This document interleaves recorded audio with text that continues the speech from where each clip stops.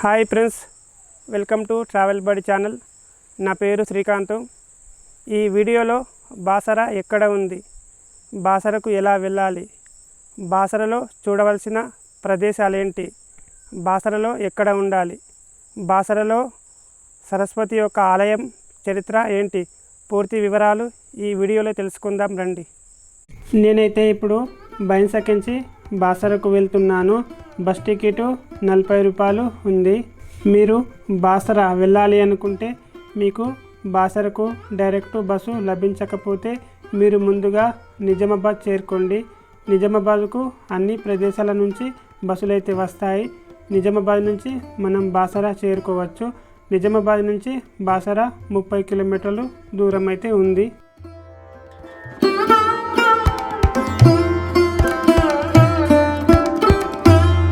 హైదరాబాద్కు సుమారు 200 కిలోమీటర్ల దూరంలో ఉంది.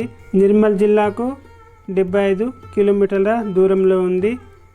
ధర్మాబాద్కు 15 కిలోమీటర్ల దూరంలో ఉంది. నాందేడ్కు 95 కిలోమీటర్ల దూరంలో ఉంది. బాసరలో రైల్వే స్టేషన్ కూడా ఉంది. మీరు ట్రైన్కు రావాలి అనుకుంటే హైదరాబాద్ నుంచి ప్రతిరోజు ట్రైన్స్ వస్తాయి. ట్రైన్ వివరాలు వీడియో కింద పెడతాను, చూడండి. ఇంకా మహారాష్ట్ర నుంచి నాందేడు, ధర్మాబాదు, బోకరు, ముత్కేడు నుంచి కూడా మనం ట్రైన్ ద్వారా బాసరకు చేరుకోవచ్చు. రైల్వే స్టేషన్ నుంచి ఆలయం 3 కిలోమీటర్లు దూరం అయితే ఉంది. రైల్వే స్టేషన్ బయట ఆటోలు అయితే లభిస్తాయి. ఆటో వాళ్ళు ఒక వ్యక్తికి 30 రూపాయలు తీసుకుంటారు. అది గుడి దగ్గరికి. గంగా నదికి వెళ్ళాలి అనుకుంటే 50 రూపాయలు తీసుకుంటారు. ఇప్పుడు నేనైతే ఆలయానికైతే చేరుకున్నాను. ఇదే జ్ఞాన సరస్వతి దేవాలయం బాసర. ఇప్పుడు నేనైతే ఇక్కడి నుంచి అయితే గోదావరి నదికి అయితే నడుచుకుంటూ వెళ్తున్నాను. ఇక్కడైతే ఆటోలు కూడా వెళ్తాయి గోదావరి నదికి. నేనైతే నడుచుకుంటూ వెళ్తున్నాను. ఆలయం నుంచి గోదావరి నది 1 కిలోమీటర్ దూరం అయితే ఉంది. ఆటో వాళ్ళు 20 రూపాయలు తీసుకుంటారు. ఆలయం నుంచి గోదావరి నదికి ఆటో వాళ్ళు 20 రూపాయలు తీసుకుంటారు. మీరు బాసరలో ఉండాలి అనుకుంటే ఆలయం చుట్టుపక్కల రూములు అయితే లభిస్తాయి. 500 నుంచి 1000 రూపాయల మధ్యలో ఏసీ, నాన్ ఏసీ రూములు లభిస్తాయి.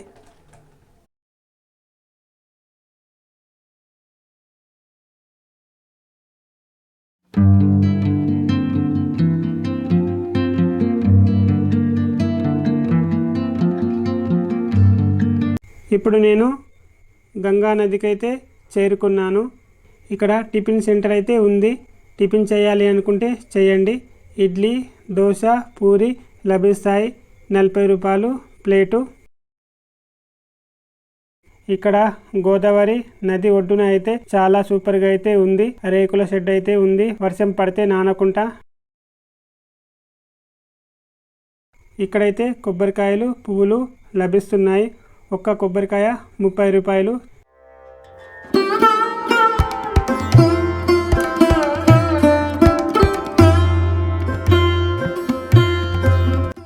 ఇక్కడ గంగా నదికి దీప ఆరాధన చేయాలి అనుకుంటే తీసుకోండి.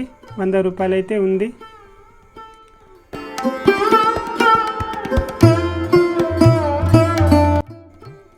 ముందుగా గంగమ్మ తల్లిని దర్శనం చేసుకుందాం. గంగమ్మ తల్లిని దర్శనం చేసుకున్న తర్వాత ఇప్పుడు స్నానాలు చేసే ఘాట్కి అయితే వెళ్దాం, పదండి.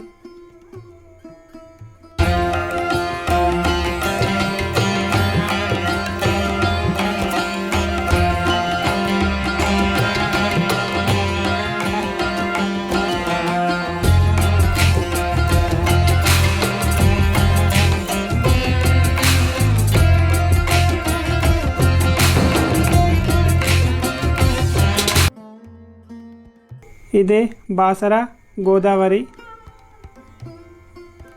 నేనైతే ఆదివారం వచ్చాను. చాలా భక్తులైతే వచ్చారు ఆదివారం రోజున. ఇక్కడైతే లొకేషన్ చాలా సూపర్గా అయితే ఉంది.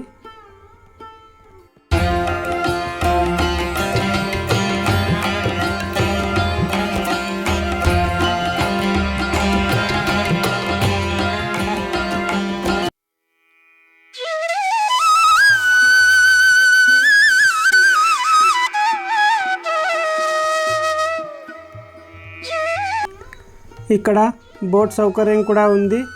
మీరు వెళ్ళాలి అనుకుంటే వెళ్ళండి. ఒక వ్యక్తికి అయితే 100 రూపాయలు తీసుకుంటున్నారు బోట్ వాళ్ళు.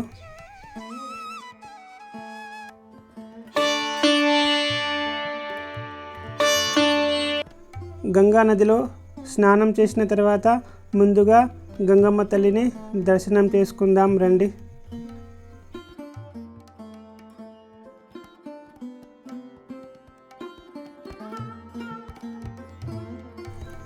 గంగమ్మ తల్లిని దర్శనం చేసుకున్న తర్వాత పక్కన శివాలయము ఉన్నది, దర్శనం చేసుకుందాం రండి.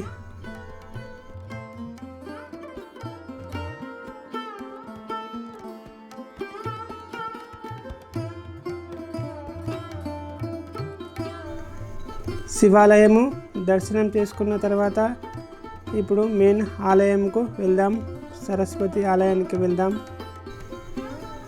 గోదావరి నుంచి ఆలయానికి వెళ్ళటానికి ఆటోలు కూడా లభిస్తాయి. మళ్ళీ నేను నడుచుకుంటూ అయితే వెళ్తున్నాను ఆలయానికైతే.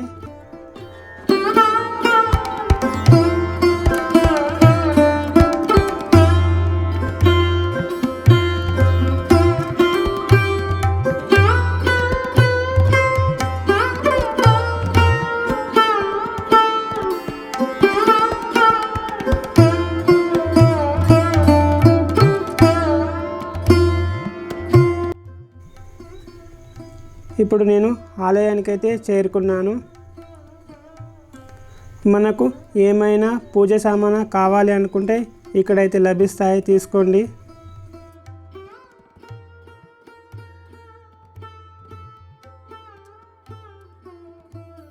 ఇక్కడ చెప్పుల స్టాండ్ ఉంది, యూజ్ చేసుకోండి.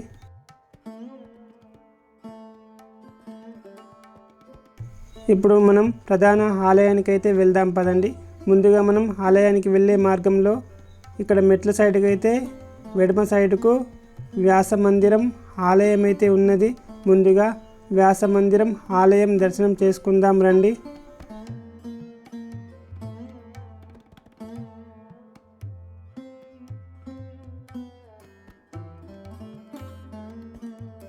ఇదే వ్యాస మందిరం, భగవాన్ ఆలయం దర్శనం చేసుకోండి. వ్యాస మందిరం ఆలయం దర్శనం చేసుకున్న తర్వాత ఇప్పుడు ప్రధాన ఆలయం సరస్వతి అమ్మవారు ఆలయానికి అయితే వెళ్దాం పదండి.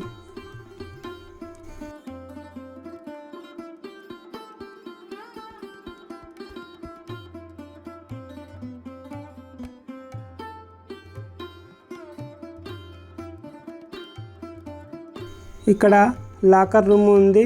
మీ దగ్గర లగేజ్ కానీ ఏమైనా బ్యాగులు కానీ ఉంటే ఇక్కడ పెట్టండి.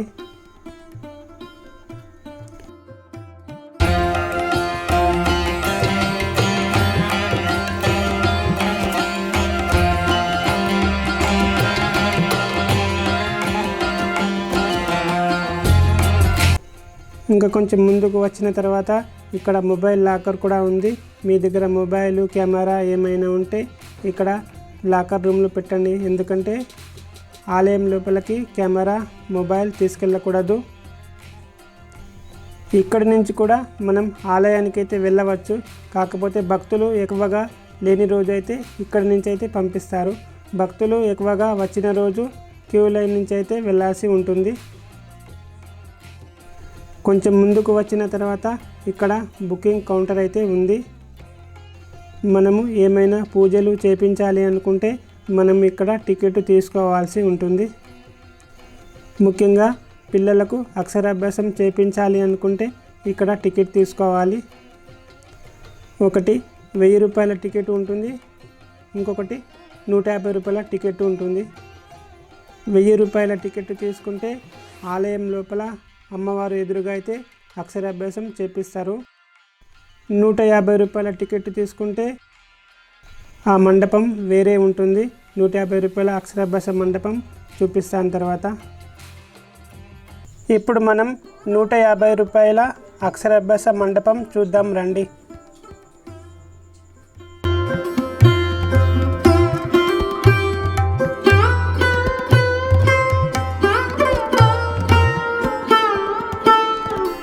ఇదే 150 రూపాయల అక్షరాభ్యాస మండపం చూడండి ఈ విధంగా ఉంది. ఇప్పుడు ఆలయానికి వెళ్దాం పదండి. 150 రూపాయల అక్షరాభ్యాస మండపం చూసిన తర్వాత ఇప్పుడు క్యూ లైన్ నుంచి అయితే నేనైతే ఆలయానికి అయితే వెళ్తున్నాను. ఇక్కడి నుంచి అయితే లోపలికైతే వెళ్ళాలి. నేను ఇక్కడి నుంచి వెళ్ళటం లేదు, నేను వేరే సైడ్ నుంచి అయితే వెళ్తున్నాను. నేను ముందుగా చెప్పాను కదా, భక్తులు ఎక్కువగా లేని రోజు ఇక్కడి నుంచి వెళ్తారు అని. నేనైతే ఇక్కడి నుంచి అయితే ఆలయం లోపలికైతే వెళ్తున్నాను.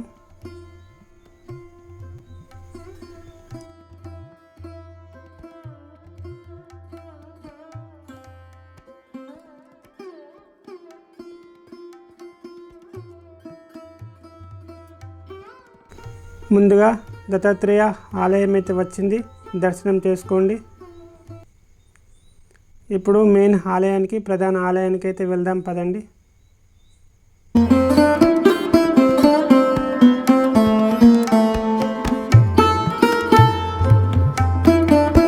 మనము ఎక్కడి నుంచి వచ్చినా ఆలయం లోపలికైతే ఇక్కడి నుంచే వెళ్ళాల్సి ఉంటుంది.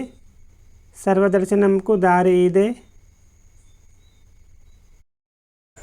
ఆలయం లోపల మధ్యలో ఉన్న వాళ్ళందరూ అక్షరాభ్యాసం చేపిస్తున్నారు. 1000 రూపాయల టికెట్ తీసుకుంటే ఆలయం లోపల అక్షరాభ్యాసం అయితే చేపిస్తారు. 150 రూపాయల టికెట్ తీసుకుంటే ఆ మండపం అయితే వేరే ఉంది కదా, చూపించాను కదా. ఆలయం మధ్యలో అయితే అక్షరాభ్యాసం చేపిస్తారు. దర్శనానికి అయితే ఒక పక్క సైడ్ నుంచి అయితే వెళ్తారు. ఈ మందిరం సాదాసీదాగా ఎంతో ప్రశాంతమైన వాతావరణంలో ఉంది. ఈ ఆలయంలోని ప్రధాన దేవత సరస్వతి అమ్మవారు. ఆలయం లోపల వీడియో తీయకూడదు, అమ్మవారు ఇలా ఉంటుంది, దర్శనం చేసుకోండి. భారతదేశంలో 2 సరస్వతి దేవాలయాలు ఉన్నాయి. ఒకటి కాశ్మీర్లో ఉంది, రెండవది ఇదే. బాసరలో జ్ఞాన సరస్వతి అమ్మవారు మహాలక్ష్మి మహాంకాళి సమేతులై కొలువుతీరి ఉన్నారు. ఇక్కడి మందిరం చాళుక్యుల కాలంలో నిర్మించారు. భారతదేశంలో ఉన్న 2 ప్రధాన సరస్వతి దేవి ఆలయాల్లో ఇది ఒకటి. మరొకటి ప్రసిద్ధి చెందిన ఆలయం జమ్మూ కాశ్మీర్లో ఉంది. హిందూ మతం ప్రకారం జ్ఞానాన్ని ప్రసాదించు దేవత సరస్వతి. పెద్దలు తమ పిల్లలకు మొదటిసారి అక్షరాలను నేర్పించే కార్యక్రమాన్ని ఒక వేడుకగా నిర్వహిస్తారు. ఈ కార్యక్రమాన్ని అక్షరాభ్యాసం అంటారు. అక్షర జ్ఞానాన్ని ప్రసాదించు దేవత సరస్వతి కాబట్టి కొంతమంది తమ పిల్లలకు బాసరలో ఉన్న శ్రీ జ్ఞాన సరస్వతి దేవస్థానంలో అక్షరాభ్యాస కార్యక్రమం వేడుకగా జరుపుకుంటారు. ఈ గుడి వెనకాల దారి అయితే కనిపిస్తుంది మనకు, చూడండి. ఇక్కడి నుంచి అయితే మనం వ్యాస మహర్షి గుహకైతే వెళ్ళాల్సి ఉంటుంది.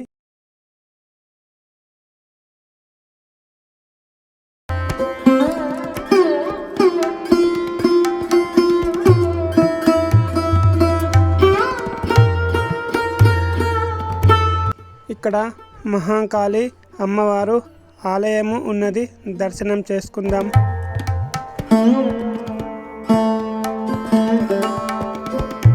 కొంచెం ముందుకు వచ్చిన తర్వాత ఇక్కడ గోశాల ఉంది, చూద్దాం రండి.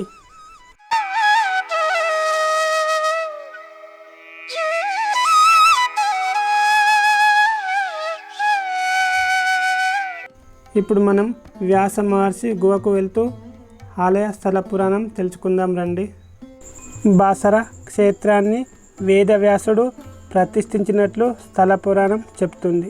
కురుక్షేత్ర యుద్ధం జరిగిన తర్వాత వేదవ్యాసుడు మనశ్శాంతి కోసం బాసర అనే గ్రామానికి వచ్చాడు. ఇక్కడ గోదావరి తీరాన ఉన్న ప్రశాంత వాతావరణానికి ముక్తుడై ఇక్కడ కుటీరం నిర్మించి తపస్సు చేయడం ప్రారంభించాడు. వేదవ్యాస మహర్షికి జగన్మాత దర్శనమిచ్చి 3 అమ్మలకు ఆలయాన్ని నిర్మించమని ఆదేశించింది. వ్యాసుడు నదిలో నుంచి 3 గుప్పెళ్ళ ఇసుకను తెచ్చి 3 దేవతల మూర్తులను ప్రతిష్ఠించాడు.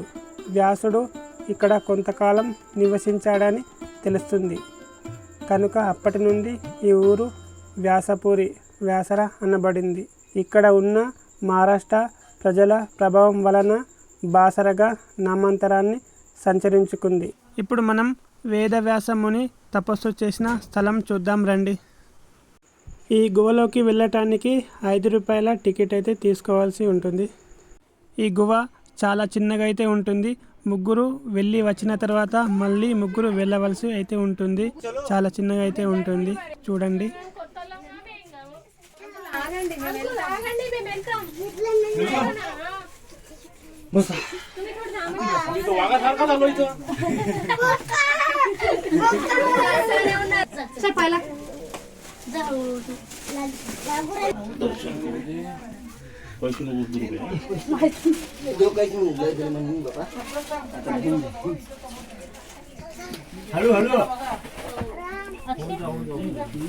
ఇప్పుడు మనం లడ్డు కౌంటర్కు వెళ్దాం, ప్రసాదం తీసుకుందాం కదండి.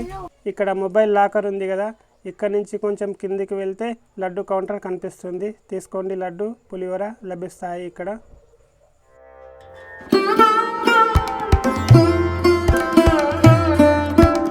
ఇప్పుడు నిత్య అన్నదాన సత్రంకు వెళ్దాం పదండి. ఇక్కడ నుంచి సీదా వెళ్ళాలి.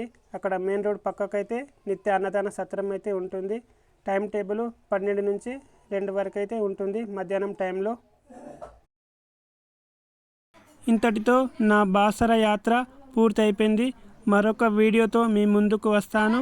నా వీడియో నచ్చితే లైక్ చేయండి, షేర్ చేయండి, ఇంకా సబ్స్క్రైబ్ కూడా చేసుకోండి. Bye bye.